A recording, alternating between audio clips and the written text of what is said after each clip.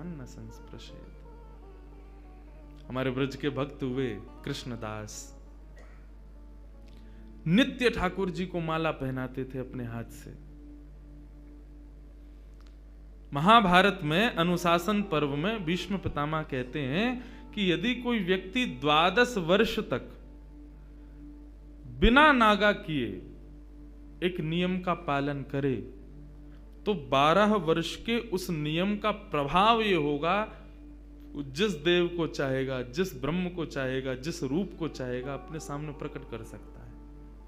आज भी ये संभव है, लेकिन याद रहे एक दिन भी वो नियम टूटना नहीं चाहिए। ये भाव उन महात्मा ने सुना, कृष्णदास जी ने। मुझे बहुत प्रिय है कृष्णदास जी का भाव। उन्होंने एक ही सेवा अपना ली। जब कथा में सुनकर के गए कि 12 वर्ष तक कोई नियम अपना लिया जाए और 12 वर्ष तक उसको बेनागा पूर्ण किया जाए, तो 12 वर्ष के बाद जिस देव को चाहोगे, जैसे चाहोगे वैसे उसका दर्शन हो सकता है। तो नित्य माला बनाते थे अपनी कुटिया में, और नित्य माला बना करके नंद गांव में, नंद भवन में ऊपर जाकर के कन्हैया को अपने हाथ से पहनाते थे। और उनका भाव केवल इतना था, कन्हैया मैं ये नियम इसलिए अपना रहा हूं कि मैं चाहता हूं जिस दिन 12 वर्ष पूरे हों, 13वें वर्ष का पहला दिन प्रारंभ हो, उस दिन मैं ना आऊं, मेरा कन्हैया मेरे कुटिया पे आए, मैं वही माला पहनाऊंगा। मेरा बस यही नियम है।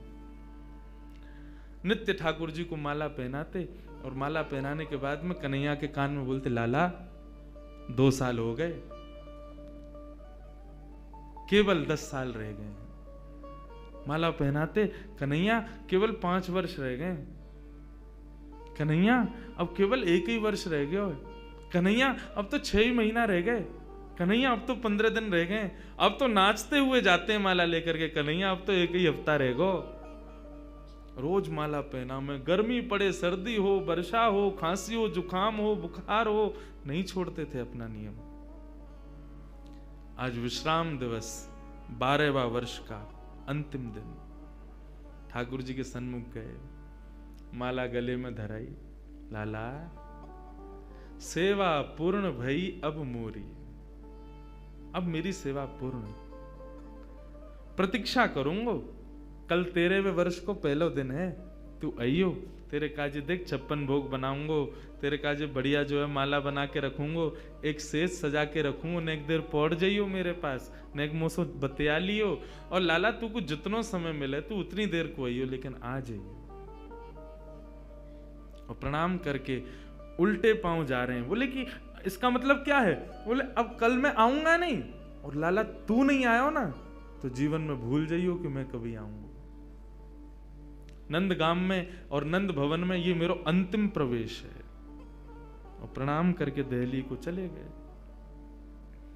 56 भोग सजाए, दुनिया भर की सामग्री बनाई, सुंदर सुंदर माला तैयार करी, एक कन्हैया की, बाकी के सबरे ग्वाल बालन की। बोले बछड़ा बछिया आमेंगे संग में, उनको माला पहनाऊंगा, उनके का जो भंडारो है उनके का भी 56 भोग सजाऊंगा। सबके लिए सब तैयार किया। 13वें वर्ष का जब पहला दिन प्रारंभ हुआ, सुबह से ही राह तक रहे, कन्हैया आ रहे होगो, श्याम सुंदर आ रहे होगो, नंद नंदन आ रहे होगो। अभी श्रृंगार को समय भयो है, धूप की छांव से पता कर लेते हैं कि अभी कौन सा समय चल रहा है। अभी श्रृंगार को समय भयो होगो, अरे लाला व्यस्त होगो, श्रृंगार करके और फिर बाकी बाद प्रसाद पाके फिर आवेगो। अभी भी नहीं आयो, कोई बात ना, राजभोग पाके आवेगो, गैया चराते हुए चुपके ते आ जाएगो मेरे पास।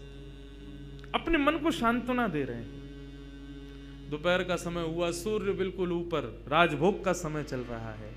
कन्हैया आ रहे होगो, बार बार जामे गुलाब जल लेकर के और छींटे मार करके आ जामे।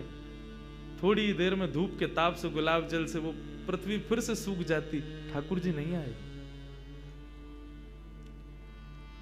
गैया चरा के दूर चलोगे होगो, शाम को आवेगो, लौटते समय आ जाएगो, 4 बजे आ जाएगो। सूर्य अस्ताचल को जा रहा है और प्रतीक्षा कर रहे हैं। कन्हैया आ रहे होगो, गुलाब जल को छींटा करें, बार बार माला पे जल छिड़क दें, कहीं कोई मक्खी बैठ नहीं जावे 56 भोग पे, वाको विचार करें और फिर देखने लगे कन्हैया आ रहे होगो, नहीं आए श्याम सुंदर।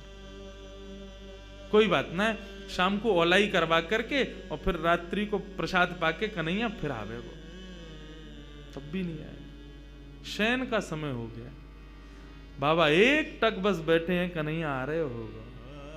है सके नंदरानी यशोदा नंद बाबा को शयन करवा के आवे गो। रात्रि हो गई, नहीं आए ठाकुर जी। कृष्णदास जी मुस्कुराने लगे। 12 साल से एक टक बिना नागा किए अपने नियम में लगा हूं, आज तक कुछ नहीं मांगा कन्हैया से, केवल ये मांगा कि मेरी कुटिया पे आ जाइयो, मेरे हाथन से माला पहने, वामू श्रम है रोया को। तुरंत अपने 56 भोग को पूरा एक पोटला बनायो, माला उठाई, सब सामान वहां से तुरंत धर लियो और कुटिया में तालो लगा करके बाबा निकल गए नंदगांव से। बोले जीवन में नहीं आऊंगा, मेरे जीवन को सबसे बड़ा अपराध है गयो, मैंने 12 साल या कन्हैया को दे दिए या श्याम सुंदर को दे दिए। अरे काय बात को श्याम सुंदर, काय बात को कन्हैया, काय बात को दयालु, एक भक्त की एक मनोकामना ना पूरी कर सके। ना रहनो अब यहां पे। जैसी जाने लगे तो मार्ग में गायों का झुंड जा रहा था। जैसे उस झुंड में प्रवेश करने लगे, सोचते हुए जा रहे हैं, कुछ विचार नहीं हो रहा है। जैसे भीतर प्रवेश करने लगे, इतने में ही एक ग्वारिया आया और ग्वारिया ने आकर के हाथ पकड़ो, बाबा बाबा बाबा गैया चढ़ जाएंगी ऊपर। पीछे मुड़ करके देखो तो नन्नो सो एक बालक, ऊंची धोती पहनी, सिर पर स्वाफा पहनो भयो है और एक लठिया को अपने कंधा पे लगा करके वापस दोनों हाथन को टांग करके और बाबा के पास आयो है। बाबा गैया चढ़ जाएंगी, अभी मत जाओ, गैयान को जान दो पहले। बाबा बोले कौन की गैया है ये? बोले नंद बाबा की गैया हैं। कितनी गैया और हैं? बोले अभी बाबा बहुत हैं। कितना समय लगेगा? बोले बाबा अभी समय लगेगा, इन्हें सबन ने जान दो, फिर तुम चले जाइयो, तब तक यहाँ बैठ जाओ, आ जाओ, नेक मोते बतिया लो। बाबा बैठ गए, पूछने लगे कहां से हो, क्या हो, कैसे, कहा, सब बात चलने लगी। बोले वो सब बाद में बताऊंगा बाबा, ये बताओ यहाँ में तो देसी घी की सुगंध आ रही है, या मैं कहा धरो भीतर? बोले अब कहा बताऊं तो को, ये छलिया माखन चोर ऊपर बैठो का कपटी एक नंबर को, या के काजे 56 भोग बनायो, आयो नहीं, जा रहा हूं छोड़ छाड़ के। बाबा तो फिर या को का करोगे? बोले आप का करूंगा, नेक दूर जाके मैं खा लूंगा। बोले नेक दूर जाके का खाओ, यहीं खा लो, नेक नेक मुंह को दे दियो। बाबा बोले हाँ ठीक है भाई, चल यहीं खा लें। पोटली खोल करके सब निकाल के सामग्री और बाबा ने खाई। ले तू भी ले ले। बाबा मेरे हाथन में गोबर लग रहा है, गंदे हरे, धोबे जानो पड़ेगो, कहां ते जल लाऊंगो? तो कैसे होगी? बोले आप खवाए दो ना अपने हाथ से। बाबा बोले अच्छा, ऐसे ही तेरो स्वामी, ऐसी सबरे गांव के बहु सेवा करवावे, तुम सेवा करवा लो। जान भी प्रेम ते ना दे रहे मुंह को, अब वो अपनी सेवा करवावे गो। पूरा गांव ही 100 है। बाबा एक स्वयं पामे और प्रवास सेवा ग्वारिया को पवा में, फिर स्वयं पामे, फिर ग्वारिया को पवा में। पवाते पवाते पवाते बाबा ने जैसी ग्वारिया को देखो, नेत्र लाल पड़ गए, नेत्रों से अश्रुधार बह रही है। बोले अब रोका ही को रोए? बोले मैं यहां मारे रो रहा हूं बाबा, तुमने आज माला ना धराई मुंह को। बाबा ने कही कौन है तुम? इतने में ठाकुर जी खड़े भये, श्याम स्वरूप प्रकट भयो, मोर मुकुट प्रकट भयो, लकुटी प्रकट भई, वंशी प्रकट भई। ठाकुर जी को सर्वांगन स्वरूप प्रकट है गयो और प्रकट है करके बाबा को दर्शन देने लगे। बाबा मैं आ गयो, प्रसाद पा लियो, ले माला पहना मुंह को। आज मेरो पूरे दिन मन ना लगो, क्योंकि 12 साल ते रोज तेरे हाथन की बनी माला नित्य मेरे अंग को स्पर्श करती। मुंह को ऐसा ना लगता कि माला स्पर्श कर रही है, मुंह को लगती कि मेरो कृष्णदास मुंह से लिपटो भयो है। आज पूरे दिन व्याकुल रहो बाबा में, मुंह को जल्दी अपनी माला पहना, और तू माला पहना के आज मेरो आलिंगन कर ले। कृष्णदास क्रोध में देख रहे हैं। नहीं पहनाऊंगा, आज नहीं पहनाऊंगा, आज ये माला किसी और के गले में जाएगी। ठाकुर जी बोले कौन के गले में? बोले मैं यह विचार कर रहा हूं कि मैंने बरसानो जावे को मन बनायो तो कन्हैया प्रकट है गयो।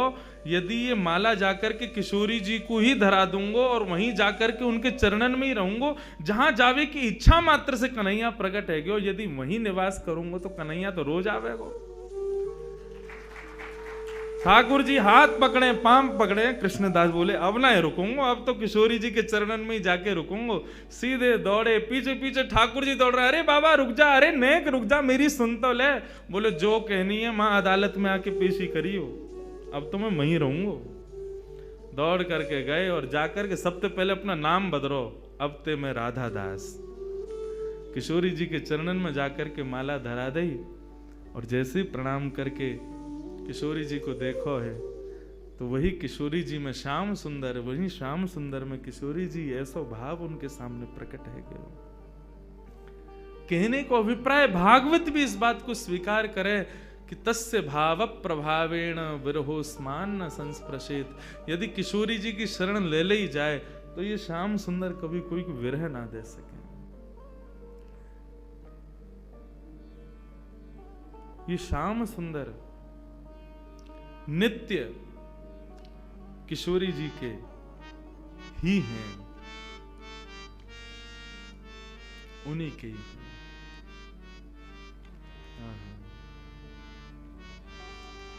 ऐसे किशोरी जी को हम बारंबार प्रणाम करें, बारंबार वंदन करें, वो हम पे कृपा करें।